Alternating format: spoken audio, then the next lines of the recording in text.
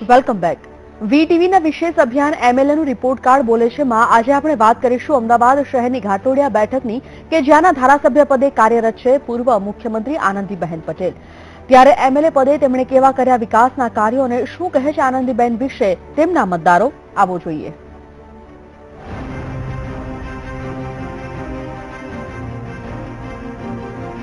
નામ આનંદીબેન મફતભાઈ પટેલ, પક્ષ ભાજપ, વિધાનસભા મત વિસ્તાર ખાટલોડિયા અમદાવાદ, વ્યવસાય શિક્ષણ શાસ્ત્રી, સમાજ સેવા રાજકારણ, ઉંમર 75 વર્ષ, અભ્યાસ બીએડ એમએડ,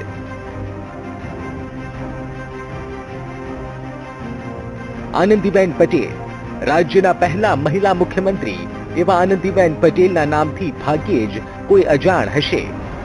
મહેસાણા જિલ્લાના વિજાપુર તાલુકાના ખરોડ ગામમાં જન્મેલા અને હાલ અમદાવાદના શીલજમાં સ્થાયી થયેલા આનંદીબેન શિક્ષણ ક્ષેત્રે સક્રિય રહીને અનેક વિદ્યાર્થીઓમાં શિક્ષણનું સિંચન કર્યું.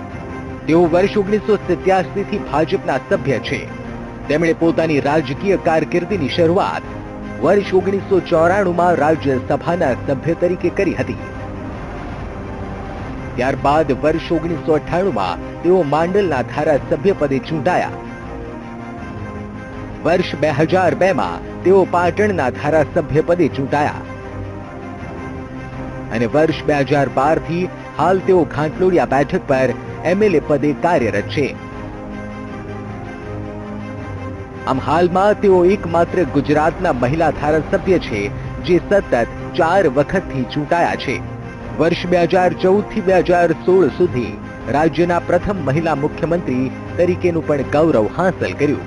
ત્યારે વાત કરીએ વર્ષ 2012 વિધાનસભા ચૂંટણીની, તો ત્યારે તેમનો મુકાબલો ભાજપમાંથી પક્ષ પલટો કરીને કોંગ્રેસમાં જોડાયેલા રમેશ દૂધવાળા સાથે થયો હતો, જેમાં આનંદીબેનને 1,54,599 મત મળ્યા, જ્યારે કોંગ્રેસના રમેશ દૂધવાળાને માત્ર 44,204 જ મત મળ્યા.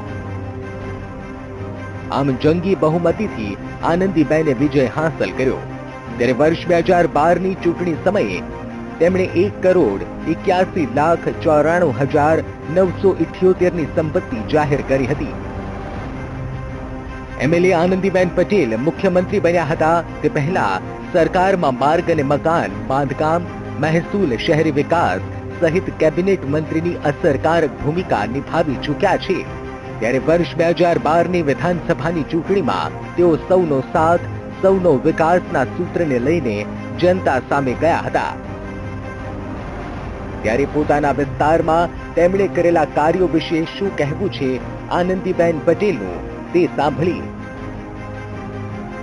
આજે મારા વિસ્તારની અંદર કોઈ પણ વ્યક્તિ કે મારું આ કામ બાકી છે એવું લઈને કોઈ નહીં આવે, કારણ કે બાકી જ નથી રાખ્યા કામો. હમણાં પેલા વંદે માતરમની અંદર એમની ગટરના કનેક્શનનું કામ હતું, તો સ્થળ ઉપર ઉભા રહીને નિકાલ કર્યો, આખા રસ્તાઓ બનાવી આપ્યા. હમણાં સિનિયર સિટીઝનો બધાના માટે ત્યાં ગાર્ડન વગેરે હમણાં જ અઠવાડિયા પહેલા તો હું ખાતમુહૂર્ત કરી આવીશું ત્યાં જઈને. એટલે વિરોધ પક્ષ તો બોલે ભાઈ, એના તો વિરોધ કરવાનો છે. એક સમયે આનંદીબેનના કટ્ટર હરીફ રહેલા એવા કોંગ્રેસના નેતા રમેશ દૂધવાળાનું શું કહેવું છે એમએલએ આનંદીબેનની કામગીરી પર, તે પણ સાંભળીએ. ઘાટલોડિયા વિધાનસભાની અંદર આનંદીબેને કોઈ ધ્યાન આપ્યું નથી. રાજકારણ કર્યા સિવાય એમને કંઈ કર્યું નથી. એ પોતે જ્યારે સીએમ થયા એનો ઘાટલોડિયા વાળાને બધાને આનંદ હતો કે ભાઈ આપણા એક ધારાસભ્ય સીએમ થયા છે તો આપણને એનો આનંદ છે. પણ એ આનંદ જ્યારે કામ ના થયા અને જ્યારે કોઈને પણ ત્યાં જવું હોય ગાંધીનગર જ્યારે મુલાકાત ના થાય, આ બધા ઘણા પ્રશ્નો હતા. એટલે પછી એ રાજકીય રીતે રાજકારણમાં ત્યાં પડી ગયા ગાંધીનગર, એટલે ઘાટલોડિયા ઉપર કંઈ ધ્યાન એમને આપ્યું નથી. વિરોધ પક્ષમાં રહેલા કોંગ્રેસના નેતા રમેશ દૂધવાળાનો આક્ષેપ છે કે આનંદીબેને ઘાટલોડિયા વિસ્તારમાં પૂરતું ધ્યાન આપ્યું નથી. ત્યારે બીજી તરફ એમએલએ આનંદીબેનનું કહેવું છે કે પોતાના વિસ્તારમાં કરવા જેવા એક પણ કામ તેમણે બાકી રાખ્યા નથી.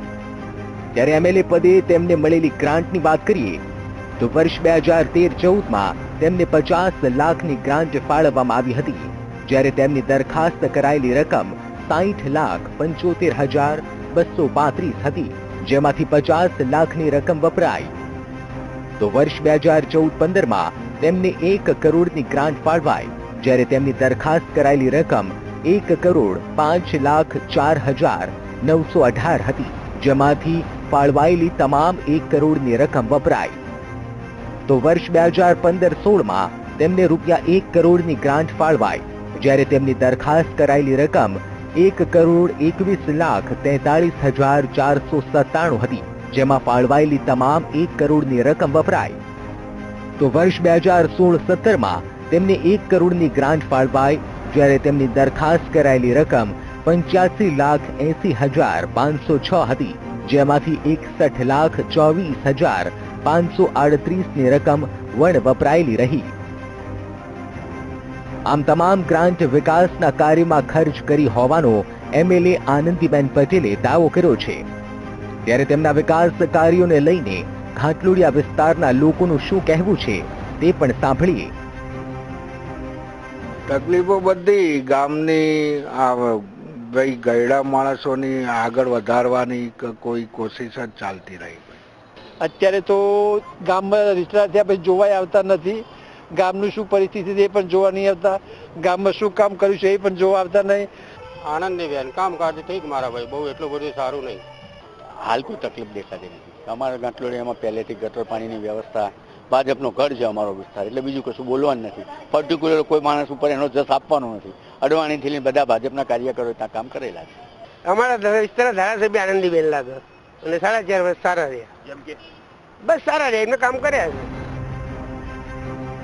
તો ઘાટલોડિયા વિસ્તારમાં તો વિકાસ ઉડીને આંખે વળગી રહ્યો છે, જ્યારે આ વિસ્તારમાં સમાવિષ્ટ થતા ગામડાઓમાં આજે પણ વિકાસનો અભાવ છે તેવો લોકોનો આક્ષેપ છે. બીજી તરફ એમએલએ આનંદીબેનને 10માંથી 9 માર્ક્સ આપીને લોકો તેમના કાર્યોની સરાહના કરી રહ્યા છે. એક ઉત્તમ શિક્ષણ શાસ્ત્રી, સશક્ત ધારાસભ્ય, પૂર્વ કેબિનેટ મંત્રી અને પ્રથમ મહિલા મુખ્યમંત્રીનું પદ શોભાવનારા આનંદીબેને રાજકીય ક્ષેત્રે મહારત હાંસલ કરી છે અને તેમની કાર્ય પદ્ધતિ પણ કોઈથી છુપી નથી. અમદાવાદથી ગૌરવ પટેલ સાથે રાજ પરમાર, વીટીવી ન્યૂઝ.